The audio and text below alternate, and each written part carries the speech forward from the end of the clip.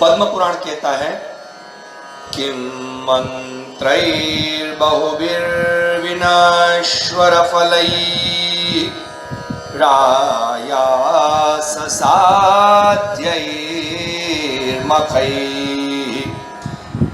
किंचिल्लोपविधानमात्र विफलै संसार दुःखावहै एकस्सन्नपि सर्वमन्त्रफलदो लोपादिदोषोज्जितः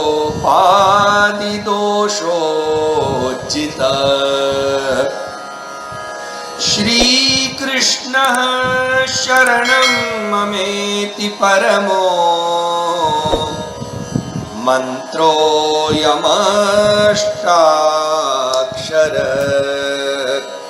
मंत्रोऽयमष्टाक्षर। कितने उत्तम बात। किम मंत्रई बहुवीर विनश्वर फलई, बहुत सारे मंत्र करने से कोई फायदा नहीं है, क्योंकि सारे मंत्रों को एक साथ करने से कोई फल नहीं मिलेगा। और किम मंत्र बहुभी यदि विनश्वर फलई ही, सारे मंत्रों का फल वो सनातन और शाश्वत नहीं है। मंत्र जब तक करो, विधि विधान पूर्वक करो, तब तक उसका फल है, नहीं तो विनश्वर है उसका फल। कर्म पूरा होते वो मंत्र के फल का भी निवारण हो जाता है।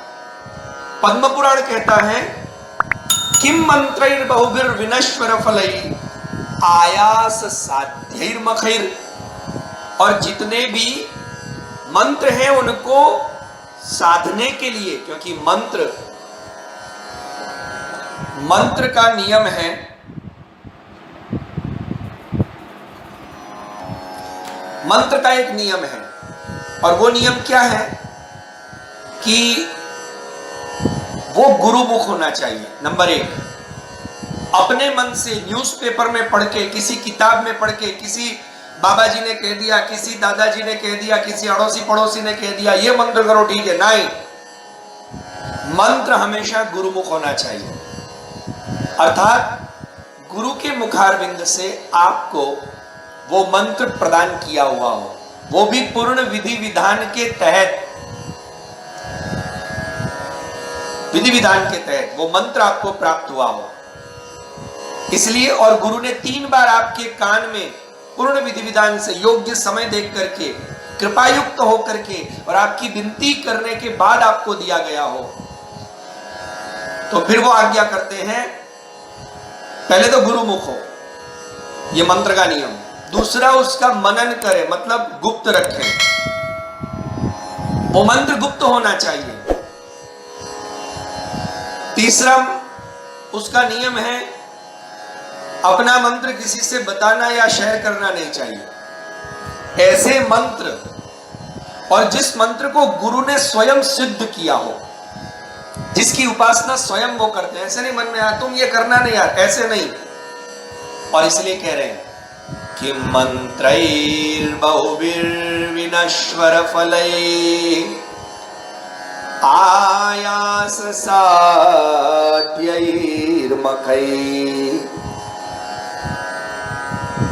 और साहब, कोई भी मंत्र बहुत सारे आयासों के बाद, आयास माने प्रयत्न करने के बाद मिले, तो वो मंत्र इतना ताकतवर कहां, पर जो सहजता से, गुरु कृपा से, सरलता से, प्रभु के प्रेम से मिल जाए, तो ये पद्म पुराण कहना चाहता है दूसरे जितने भी मंत्र हैं, दुनिया में जितने मंत्र हैं, मैं सारे मंत्रों का नाम यहां लेना नहीं चाहता, आप लोग जानकार हैं, कोई भी देवी देवता का मंत्र हो, ये सारे मंत्र ऐसे हैं जिनको गुप्त रखना पड़ता है। किसी और को आप बता नहीं सकते, किसी के सामने बोल नहीं सकते, पवित्र अवस्था के बिना उसको बोला नहीं जाता। स्नान ध्यान करके गुरु की आज्ञा के अनुसार ही बोलना चाहिए। सारे मित्रों के लिए ये नियम है, मैं वो आपको बता रहा हूं। वो गुरुमुख हो, मंत्र तो कोई भी गुरुमुख होना चाहिए, पर उसके बाद में जो नियम है, स्नान ध्यान करे बिना, भारतीय वैदिक परंपरा के वस्त्र परिधान करके आसन पे बैठ करके भगवान के सामने ही हमें उन मंत्रों का उच्चारण करना चाहिए। वो भी दूसरा न श्रवण कर ले, दूसरा न सुन ले, ऐसे। और दूसरे सारे मंत्र आयास साध्य हैं, मतलब उनको रटना पड़ता है, उनकी साधना करनी पड़ती है, पुरस्चरण करने पड़ते हैं। पुरस्चरण मतलब आपको कम से कम 24 लाख मंत्रों का जाप, तब जाकर के वो मंत्र सिद्ध होता है। ऐसे सारे मंत्रों का नियम है। ऐसे ही एक दिन कर लिया, हमको तो गुरुजी ने सालों पहले दिया था, किसी ने दे दिया था और हम वो कर रहे हैं, मन में आया और करने लग गए, ऐसे नहीं होता है। फिर और एक बात पद्म पुराण बता रहा है, किंचिल्लोपविधान मात्र विफलै संसार दुखा वहै। थोड़ा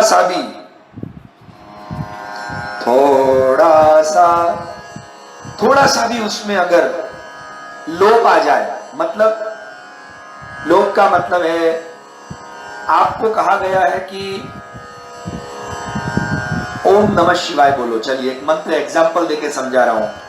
ओम नमः शिवाय ये मंत्र है, पंचाक्षर मंत्र। अब इसमें लोप आ गया, ओम नमः शिवाय, शिवाय शिवाय है, नमः शिवाय ये ना बोल करके ओम नमः शिवाय, आपने ना विसर्ग का उच्चारण किया, न तालव्य का, न दीर्घ इकार का, तो इतने लोप से वो मंत्र विफल हो जाता है।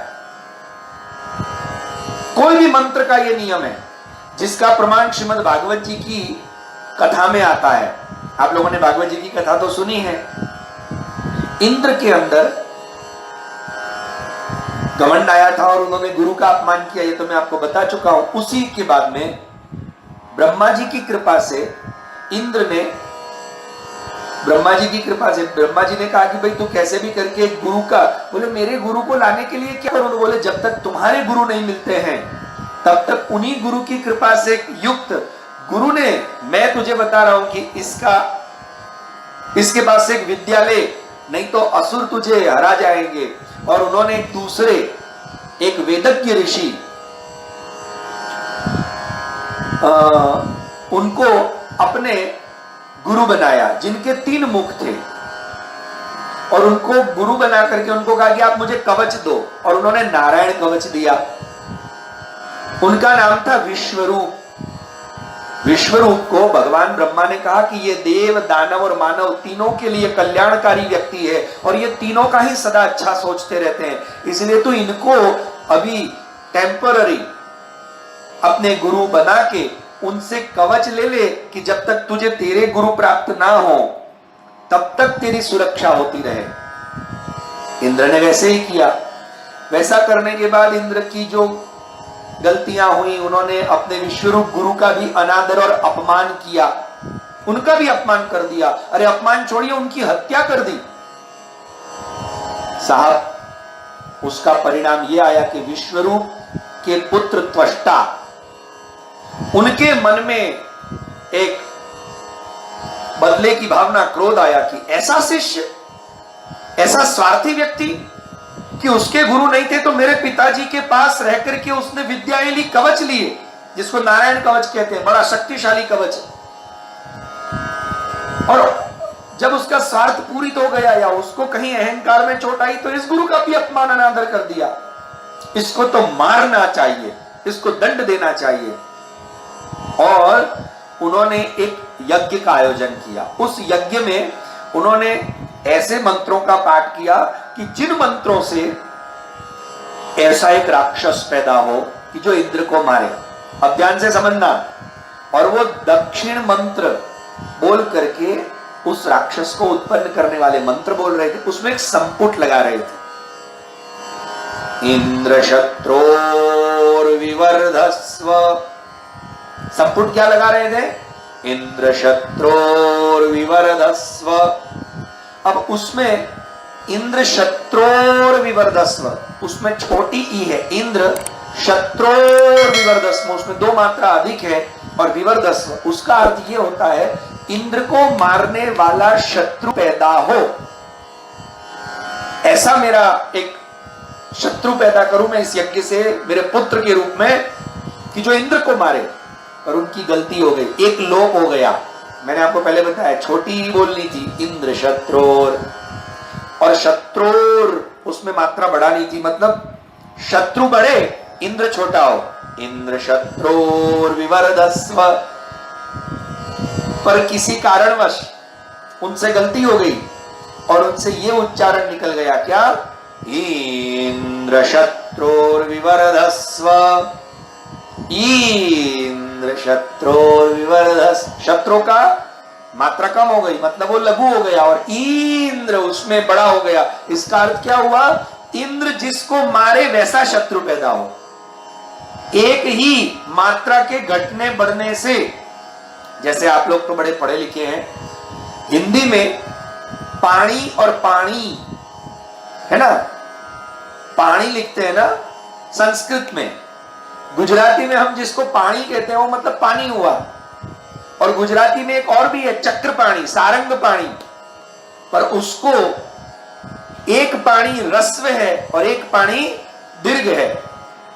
तो कभी ऐसा ना हो कि हम दीर्घ की जगह रस्व लगा दे तो वो पीने का पानी हो जाए, और जहां रस्व लगाना है वहां दीर्घ लगा दे तो शायद ये हाथ हो जाए। चक्र पानी मतलब जिसके पानी माने हाथ में चक्र है, सारंग पानी मतलब जिसके हाथ में सारंग नाम का धनुष है, ऐसे भगवान नारायण। समझे? तात्पर्य है एक मात्रा घटने बढ़ने से, एक लोप हो जाने से अर्थ बदल जाता है। तो दूसरे सारे मंत्रों में ये नियम लागू होता है, ऐसा पद्म पुराण कह रहा है। मैंने किंचिल्लोप विधान मात्र विफले संसार दुख, और लोप, थोड़ा सा भी लोप हो तो क्या प्राप्त होता है? संसार दुखा वही, संसार आपका दुख रूप हो जाता है।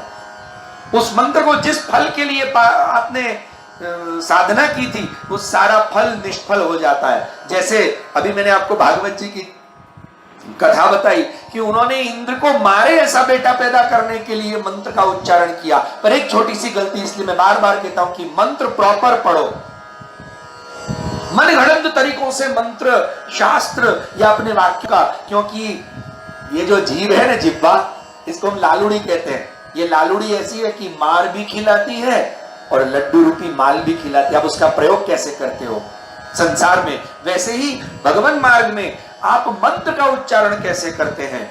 तो पद्म पुराण कहता है किंचन लोप विधान मात्र विफल, एक मात्र लोप हो गया तो निष्फल हो गया वो मंत्र, अब सफल नहीं होगा, आपको कुछ दूसरा फल मिलेगा जो नहीं मिलना चाहिए। और संसार दुखा वही, और संसार रूपी दुख को आपको प्रदान करने वाला और आपके संसार में भी दुख पैदा करने वाला वो हो जाएगा। पर ये दुनिया के सारे मंत्र ऐसे हैं, एक ही मंत्र ऐसा है, कैसा? अब देखो पद्म पुराण कह रहा है, एकस्सन्नपि सर्व मंत्र फलदो लोपादि दोषोज्जित। एकस्सन्नपि सर्व मंत्र फलदो, दुनिया के जितने मंत्र हैं उन सारे मंत्रों का फल प्रदान करने की ताकत रखने वाला वो एक ही मंत्र है। एकस्सन्नपि सर्व मंत्र फलदो